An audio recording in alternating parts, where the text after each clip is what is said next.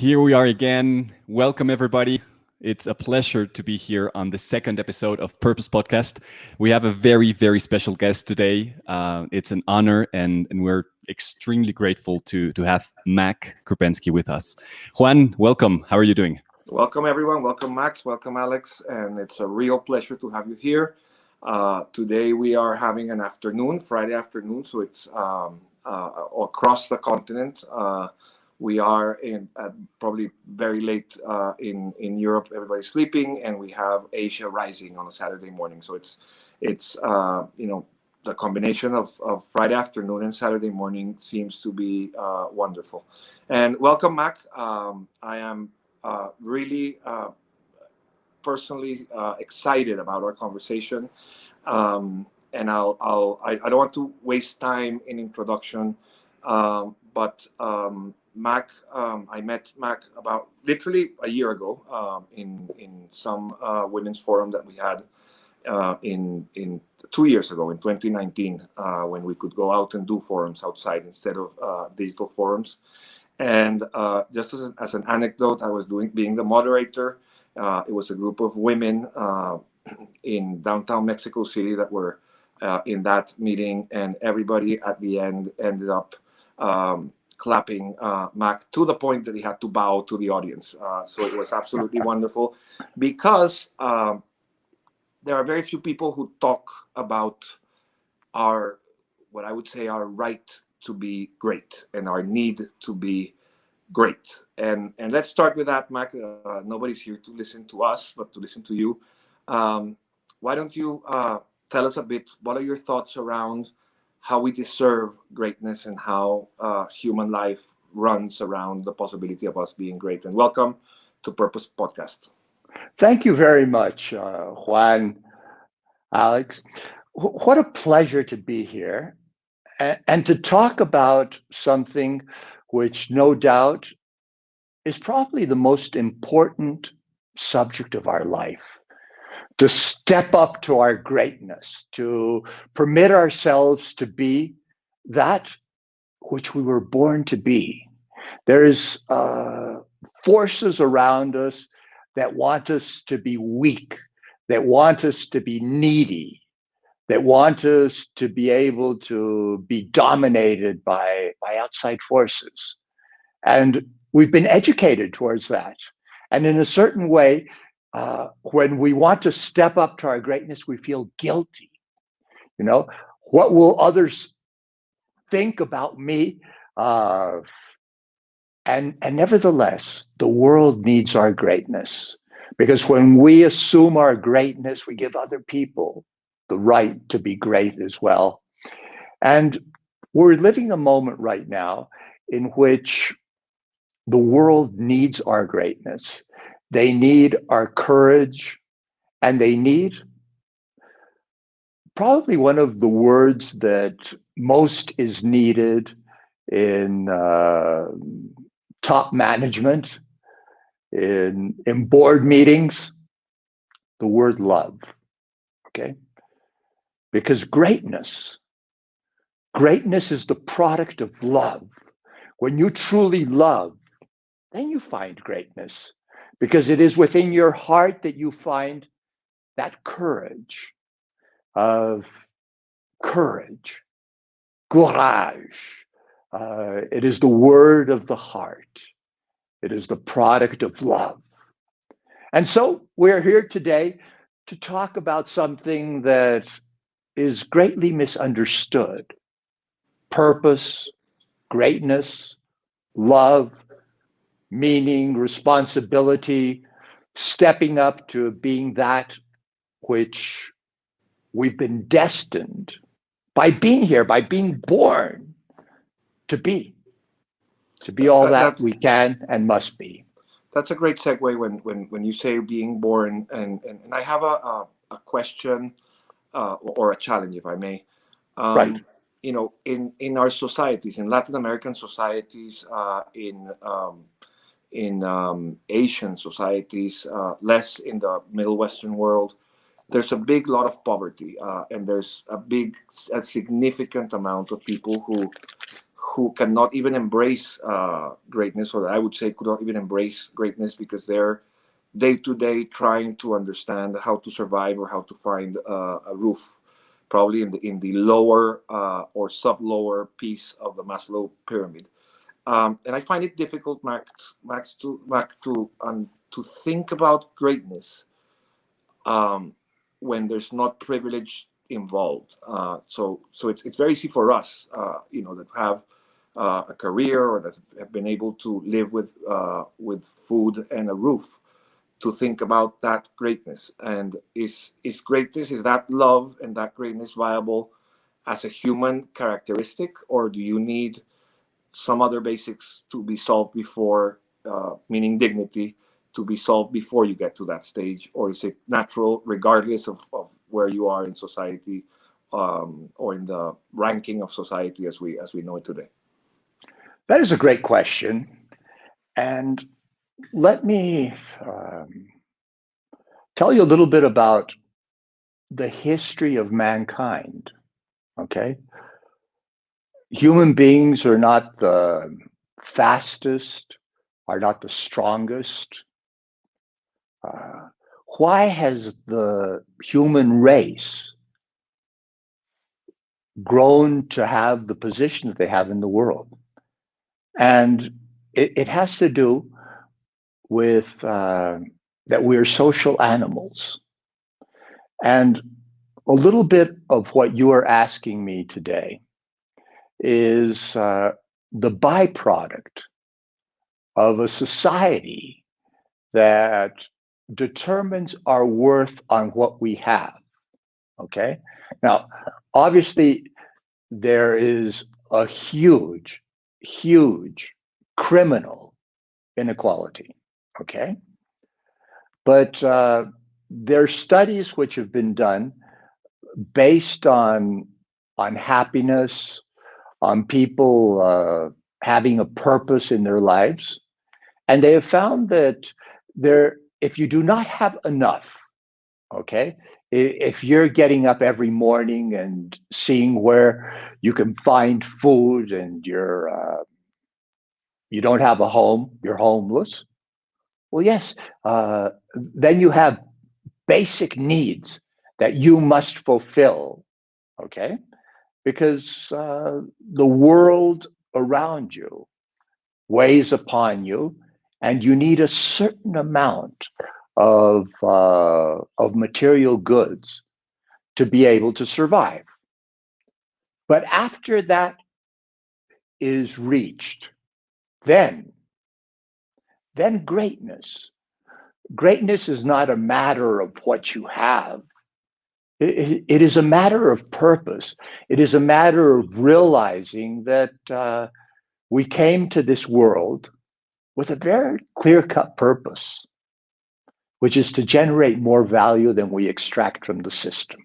Could we say, Mac, that then greatness is always a function of dignity? That means you need to fight for dignity, and then greatness could be achieved.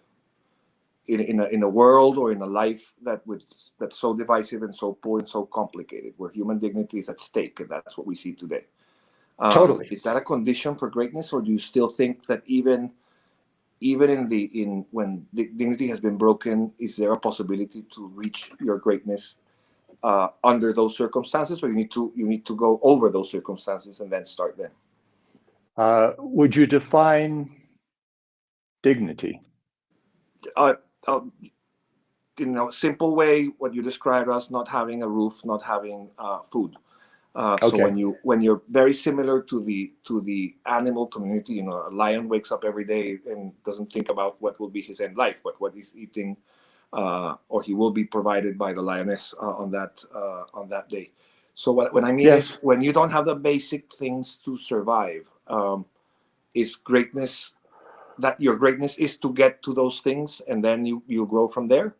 Or does that mean we have part of the world that cannot achieve greatness? No. Greatness lies within our heart. Greatness lies within our genes. Greatness lies within our soul. I mean, look at Viktor Frankl. I mean, he was put in a concentration camp, good gracious. His family murdered. He in the worst possible situation, and yet he sought greatness. And it was his greatness, his light, and his truth that no one can make you suffer if you don't give them permission, that kept him alive, and he became a light not only for the other prisoners, but for the guards as well. So no, greatness is inherent in the very essence of life. We are destined to greatness. And it is that feeling of greatness, that calling to greatness, that in the worst of situations gives us the force to go forth. Now, there's a world out there which is unjust. There's a lot of people that have been put in a position which it is not their fault. The whole social structure has been created to have people dominated, hungry, because that makes them easy to manipulate. But it is this type of programs, it is this type of forums, it is my brothers and sisters like you, Alejandro, Juan, and the people that are watching us that have a calling to say enough is enough. We must understand that our purpose in life is not to accumulate, but it is to generate more value than we extract from the system. Being wealthy is not a sin, but accumulating more wealth than you need. Like Gandhi used to say, he who takes more than he needs is a thief.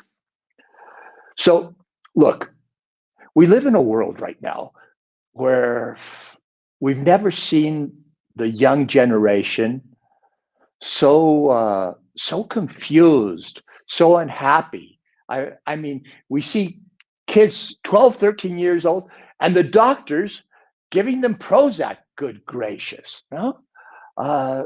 When really what we need to be doing is teaching them the basics of greatness. And greatness is understanding that between what happens and how we react, that space is where greatness resides. So we need to become first great within ourselves by learning to control our mind, our heart, and loving ourselves sufficiently to take care of our body, and being that light that we want to see in the world. And then understanding that we're here not to be those that exploit, but those that serve. You know, the idea of servant leader is an idea which I love. And as I mean, here we're in a business channel, okay? So we need to cater to the four different parties which are important to business. Yes, we must cater to the shareholders. Yes, we must generate wealth, but we must generate wealth in a sustainable way. We must generate wealth for our employees. They must learn that being with us, we see more in them than they see in themselves, and that we help them be more than they could be with our influence. We must cater to society. And I mean, today we have a tsunami of politicians all over the world, which are basically being elected because we have lost sight of our responsibility as business of generating wealth within the society. And that takes us back to your original question, Juan.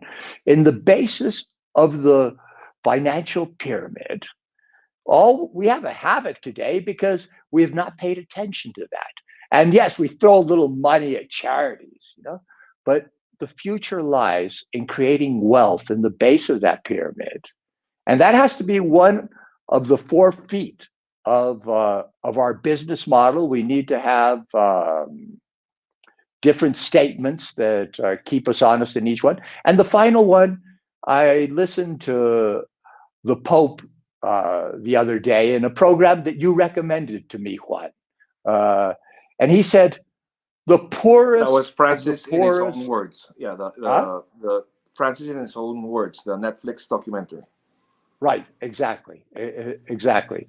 And he said, the poorest of the poorest of the poor is the earth, because it has been exploited without mercy by people day after day.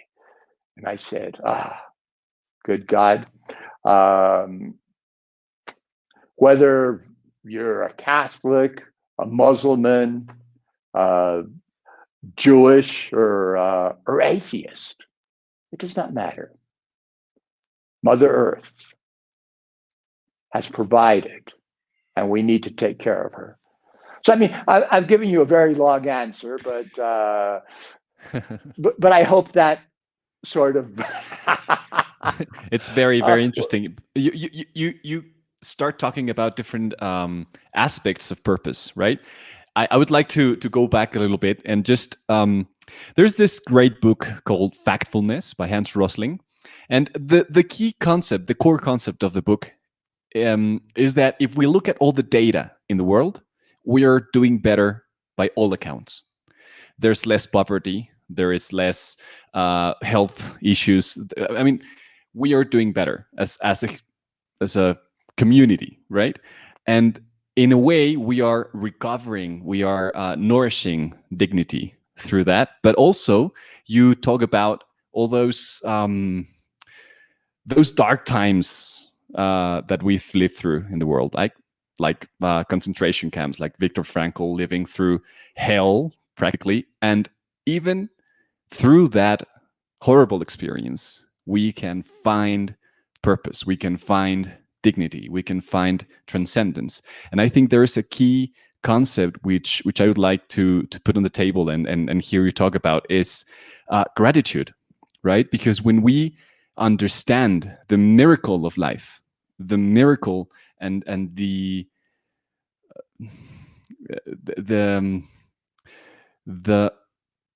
probability of being alive is so small, is so infinitesimally, if it's so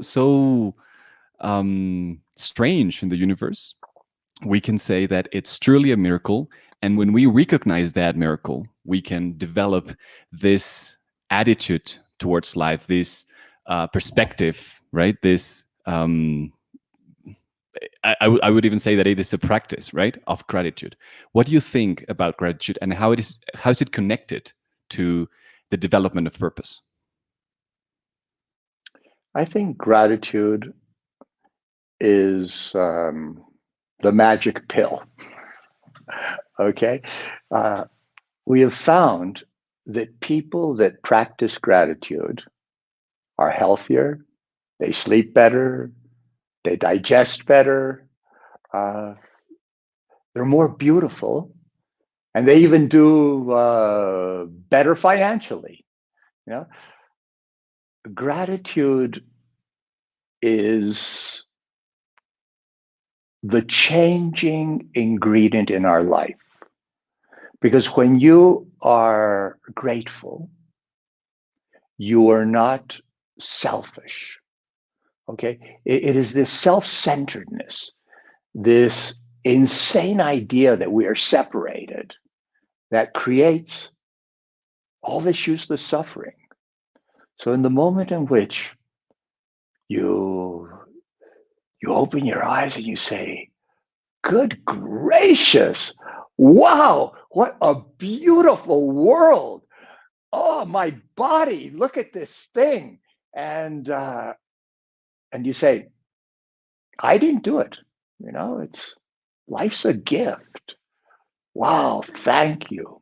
Thank you. Thank you. And so why don't we just take a moment to be grateful? Okay. Why don't we just use probably the most important instrument of our lives to generate health, well-being, and happiness, which is breathing. Okay. And let's just do 3 small breaths. You know, we inhale to the count of 4, and then we exhale as though we were saying, ah, and we feel gratitude in our heart. And we give ourselves a moment just to be present, just to be grateful. Okay, so come on, do it with me. We've been talking for a few minutes. It's time for a good little break. Okay, so Great. let's go. We inhale at the count of 4. 1, 2. Oh, good. Okay, one more time.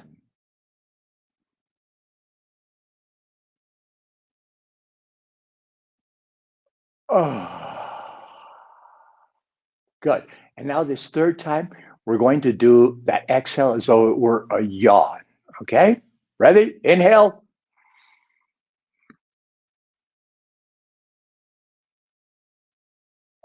Oh.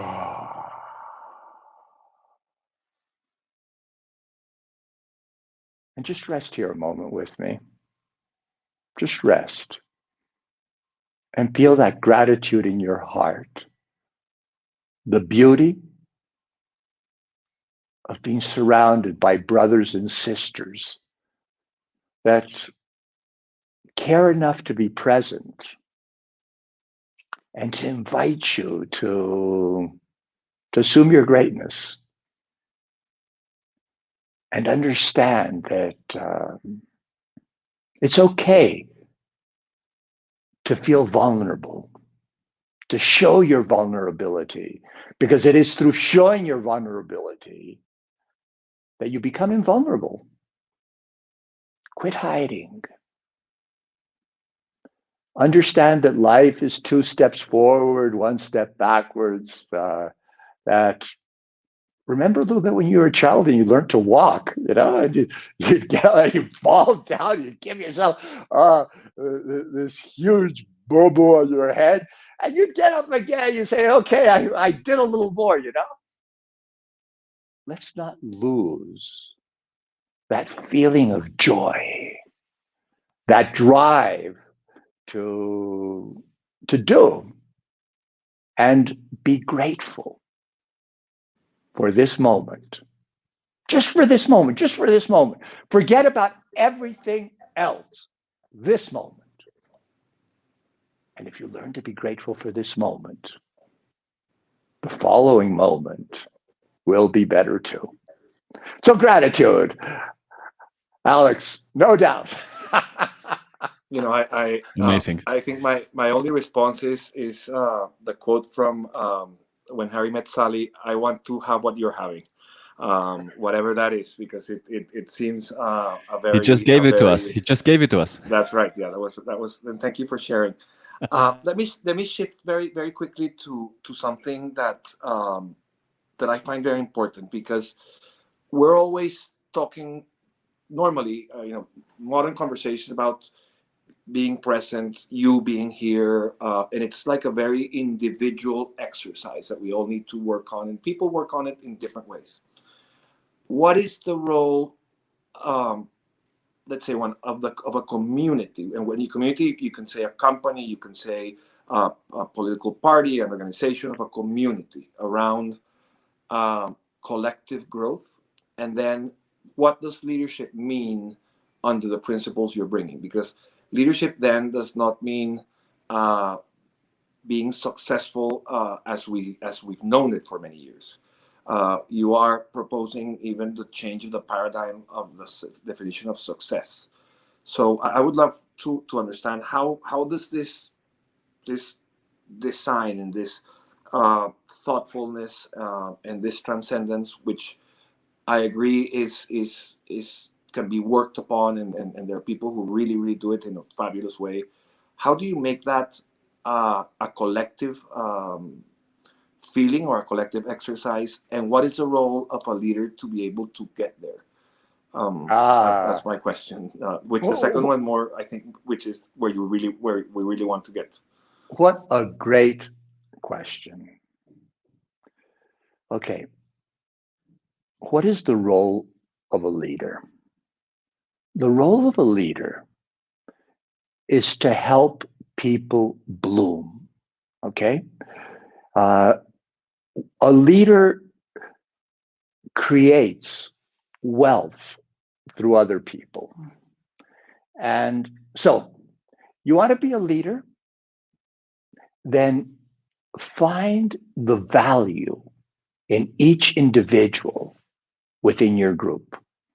You see, if we understand, like Alex was saying, that for lack of a better word, life is a miracle. It's a miracle with a purpose, okay? My humble opinion is that creation is not ended, and we are co-creators with the universal force. And each person has a special talent. So as a leader, our job is to find that special talent. Let every person be his own leader in their lives by developing that which makes them unique. And then as the leader, finding how we piece together all this talent and make the sum, not of two, but exponential. Because you see, today, Juan, that is probably the greatest opportunity and what has been our greatest stumbling block over the past 100 years. We've been pushing individuality and building wealth and extracting value, when really what we need to be doing is creating a society that celebrates each one's talent and permit that each one becomes the winner in their own right. And all of those winners working together, then we do generate that inspiration. Then we do generate that vision of purpose. Then we do create a society. I mean, today, what are we looking for? Bring the guru to inspire the people. You know, and we spend a fortune, and yes, they come all pumped up, and the next morning, back to basics, you know, nothing really happened. No, let's teach them how to grow. Let's create a society that celebrates individuals' talent and beauty, and we become growth friends where we do not permit our brothers and sisters to be mediocre. And yes, we are compassionate when there's moments in life when we must take time to heal. Be there for them, but just long enough to say, okay, it is time to get back up. Life must go on. You have a lot to give while you still have one breath in your body. There's purpose in life. So that's what the leader needs to do. The leader needs to reinvent himself, the servant leader, the loving leader, the purposeful leader, the leader that has a vision which is greater than each one of the individuals, a vision which drives our mind, our heart, and our soul to take us forth and to create more value than we extract, to generate wealth so that, yes, we're not leaving people behind. We're respecting the earth, and we're enjoying the ride. Good gracious, enjoying the ride. It's so beautiful, that vision of leadership. It sounds a lot like being an agriculturist, right? Totally. Being someone that needs to nurture the earth so that earth gives us back something. But it's a cycle. It's that sustainability, right? I mean, we develop values, we develop talent, and then talent develops value, and then we can keep going, right? But the thing that I want to ask you here is, what happens when the organization is so rooted in principles that are unsustainable, in principles that are that are bad for the planet, in a few words? How can we start, even if those on top are not willing to start? We must kill it. Okay, we must have. We must not touch our hearts, and we must not open our wallets.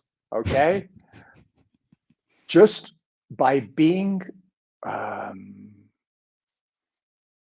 true to our values and spending our money only on those companies that share our values, we as consumers have an absolutely extraordinary power. Extraordinary power. We need to understand that power, and we need to push companies to become responsible. Okay, and it is very hard to change when you feel that you're on top. And it's very hard to change when you've got a Wall Street that does not give a damn about human beings as long as you do the quarterly numbers. I remember when I was a managing director, I had a saying: the quarterly numbers are not a matter of life or death. There's something a lot more important, you know. So, and we would always arrive at the quarterly numbers because where you put your attention, that's where things happen. And then I met my my mentor, my 20-year-old son. He got cancer, and he said, Dad, you're the only one that can help me. I found a hospital where I could move in with him and took care of him for the last month of his life. And from A-type executive, I learned the principle of compassion. And after that, I questioned myself. I said, what do I want my tombstone to say? He sold more products to more people for more money in less time? I said no, and I fired myself. And today I know perfectly what I want to do. I want to be here with you. This is my life. And let me tell you that when you find purpose in your life, life does not go against you, okay? It gives you more. It gives you more time, it gives you more happiness, and it gives you more wealth to be able to do more things with it. So you that are listening to us, okay? Don't be scared to follow your heart, to add value, to make a difference in the world. The world needs you. We're living a point in time in which we can be that generation that literally saved the world, okay?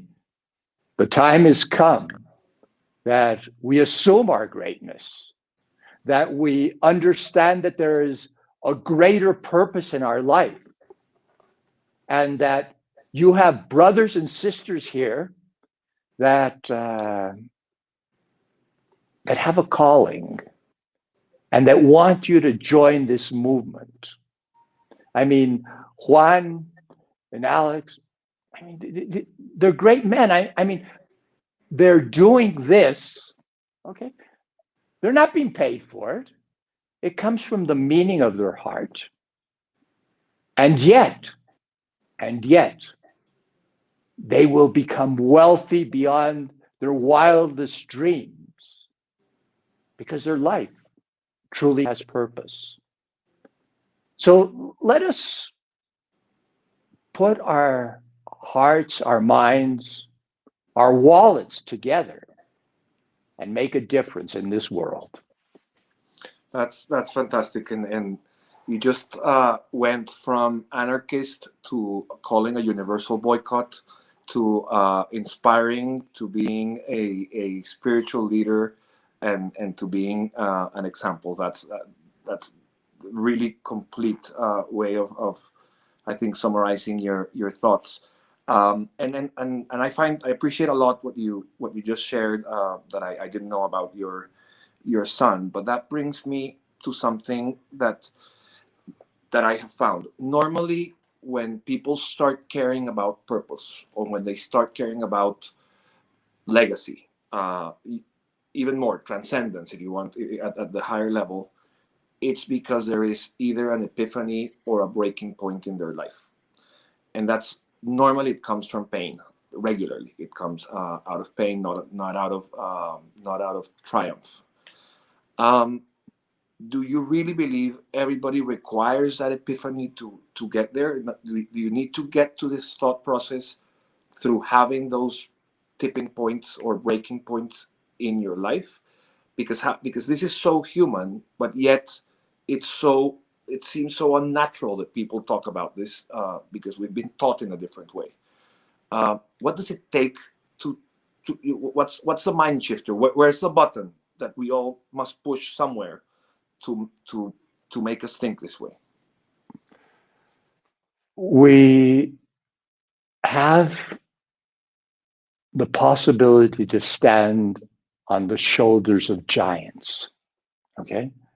There are people that have gone before us and have been through hell and back and are a guiding light.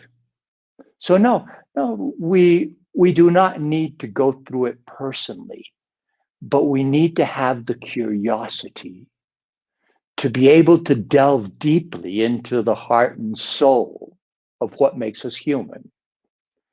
And even in our small failures, we can find that space of growth and meaning and purpose. Because each one of us have every day, we're faced with challenges.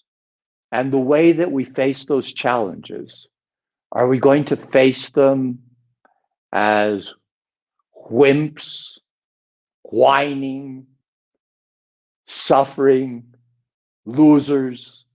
Or are we going to assume our greatness and understand that we decide our future with every thought? That each little signal we give our mind, it's either helping us grow, it's helping us live, or it's helping us die. I mean, it has been found that people that have a positive outlook on life are not only happier, they're healthier, but they live longer. There was this study done by Harvard following people over 60 years. People that had a positive outlook lived 6-7 years more than others in better health.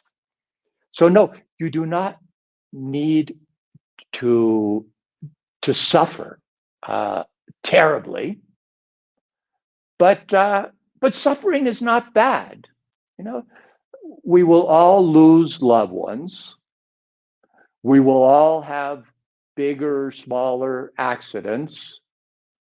And love in a certain way magnifies um, the meaning, you know. Often that which you've most loved, when it is lost, becomes our greatest pain. And yet it is also our greatest gift, because it grows our capacity to be resilient. You know, we were a rose bush, and they chopped off an arm, and we came back with greater force. So no, we do not need to go through profound drama, but it's not bad to read biographies and to take maybe insignificant little things in our lives and make them into huge dramas, because it is by understanding that it is the sum of the small little things that we do every day. It is those habits that are the great, profound, and changing things that will lead us in one direction or another. That's very, very beautiful. I would like to explore the question of death a little bit more. And I would like to quote Juan in one of the interviews, one of the first times I met him, one of the first questions I asked him. And he said that one of the best ways to think about purpose is when you think about your last breath. Do you remember, Juan? But thinking about your last breath is also a practice, right? It's something that you can do continuously, and you don't have to suffer, as you say. You don't have to actually develop your purpose in the last moment of your life, but you can think about the impermanence of your life continuously, so that you understand that this moment matters and what you do. And you said it beautifully. The thought, the decision that you make this moment can create or destroy the world, right? And it's that responsibility. It can drive you forward. It can make you flourish, or it can make you grow, or it can maintain you where you are and just wither and die, right?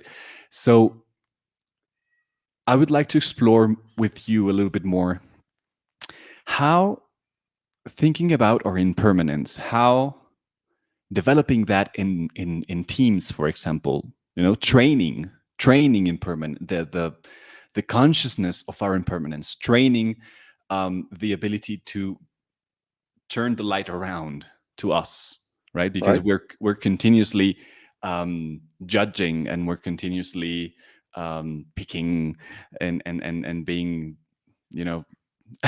like too judgmental in just a short sentence. So how can Right. we turn the light around, be more conscious of ourselves, and can that be one of the appeals, as gratitude was, but for teams and for businesses? Okay. Well, let me just give you two exercises that that can help answer this question. One is the 10-10-10, which I read in a book by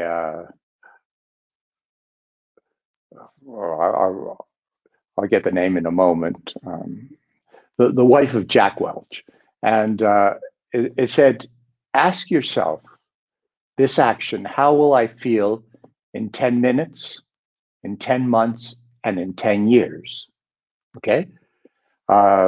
So that is a very powerful way of putting the immediacy that we often have in business in a perspective of transcendence.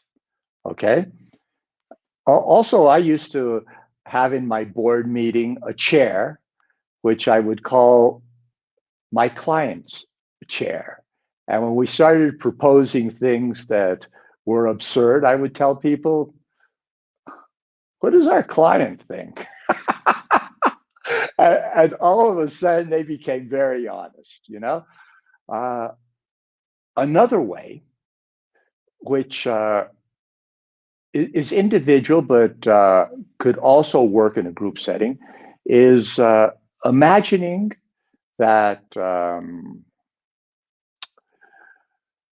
all of a sudden you are granted the miracle of being able to interview yourself when you're 99 years old.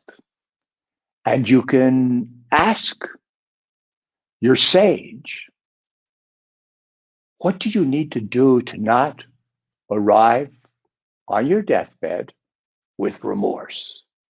Whoa, that is so, so, so powerful, you know? And then you come back and you look at the different axes of your life. One of them is business, another one is health, another one is family, another one is joy, you know? And you ask yourself, okay, what do I do today that I need to stop doing because I don't want to get there with that feeling of remorse? And then what do I need to start doing? And what am I doing well? You know, little tiny exercises, but everything has to do with purpose, okay? If you honestly believe a little bit in the quantum world, where the quantum world is perfectly understandable if you just take one thing out of the equation, which is time. Okay? So you take time out of it, and then yes, you are there interviewing yourself. It is so profound. It is so meaningful. It is so Mac, life-changing. You mentioned something that I want, and Alex brought up death, and you mentioned something before, saying that, you know, we are a part of the history of creation. You know, we're actors and co-creators of the world, and then comes time, and with time comes death as a natural consequence. In his latest book, which I by the way think is the best of all, anything that he has written, Simon Sinek talks about the infinite game. So what he says basically is we all play finite games. So we're all thinking of, you know, we're going to be born, I'll get to 99. Where do I want to be where I'm 99? And he says people who have really changed the world and changed themselves are the ones who think in infinite games. That means that you are an actor in a very long play, but it's an actor that will be there and will disappear at some point. How does leadership play in that infinite game, which is beyond? That's when you say bigger than life itself. When those people who are able to bring who live the game infinitely, and therefore their purpose does not end with their existence.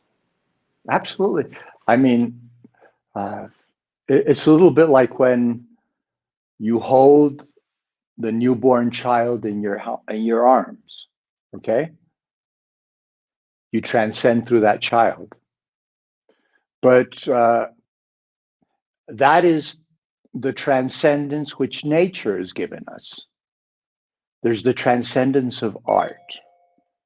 And there is a transcendence of leadership. And there's a transcendence of purpose. So truly, we are here to serve and to live our purpose through inspiring others to go forth and be greater than we are, and to take joy in their growth and understand that life is that, you know, you pass the sheaf from one to the next, and you take pleasure in that. So that is leadership, and that's where true joy exists. When you see other people grow, you know, growing ourselves is wonderful when it has to do with health. Being healthy and strong is absolutely great. We take care of this animal that transports us around, but helping other people transcend, seeing them grow, seeing them flourish. Wow. And documenting it, writing and filming and painting and dancing, the joy of life, having it be contagious is absolutely great. So it's not about us. Let's forget about us, okay? But let's understand that our purpose is, well, it is about us. So it's not about me, it's about us, okay? And love people, judge what people do, but not the person. Never take away from the human being his dignity. And that's where true leadership comes in. And right now, we have a need for leadership as never before, because we need to take this moment, this historic moment of COVID, and be able to use this time that we have been locked up to truly ask ourselves, okay, does consumption really equal happiness? Most of us have found that no. We've consumed less, and yet not necessarily we've been less happy. We have found more value in people, and we have seen their beauty helping other human beings. And we're called to greatness. We're called to lead. We are called to inspire. But the first one that we must call to greatness is ourselves.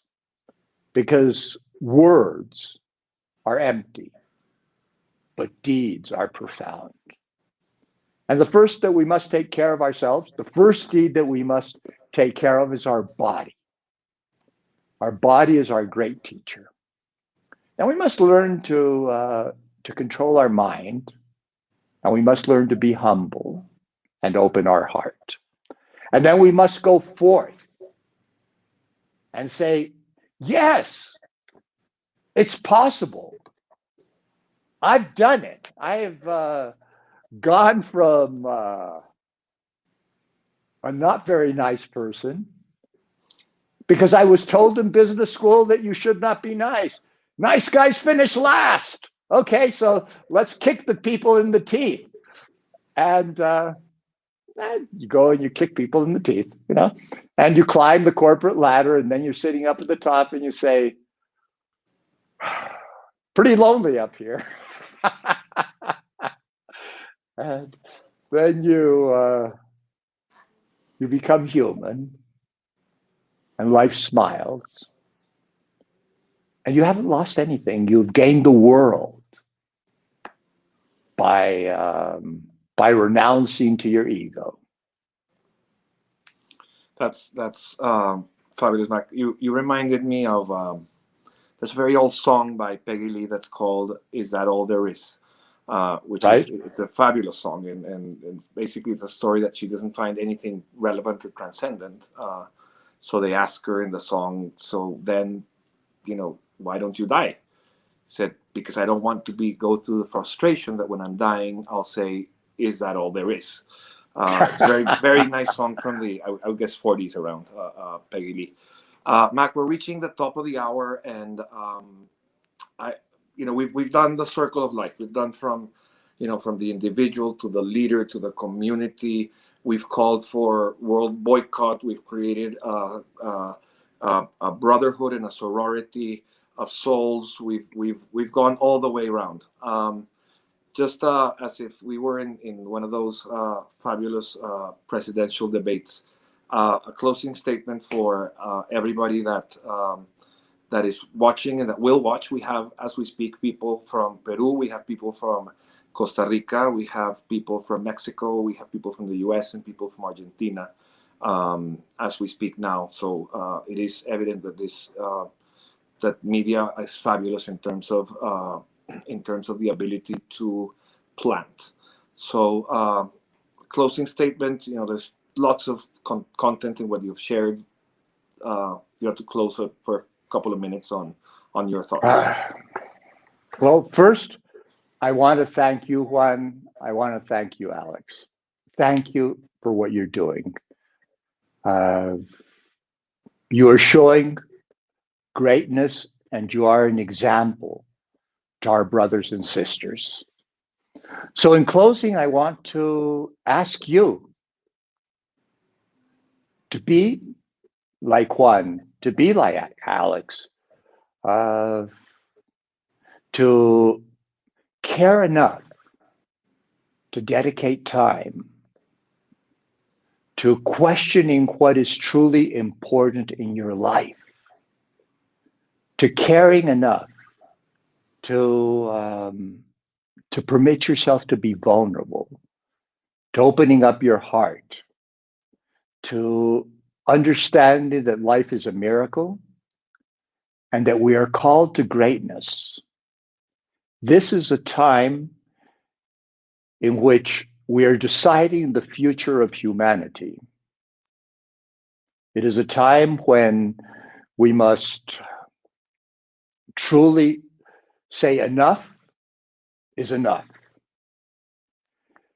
This insanity of more needs to stop. Okay? We need to assume our greatness. We need to understand that we are here not to take, but to give. And it is within our capacity to give that our life has purpose. You have a talent, a wonderful talent. Don't cut yourself short. Develop it and learn to say no to all those things that make you small. We live in a time in which there are brothers and sisters that we help each other. We are here. Reach out, grow, demand, find growth friends, read, study, push yourself. And then every night, as you go to bed, laugh. Let it go.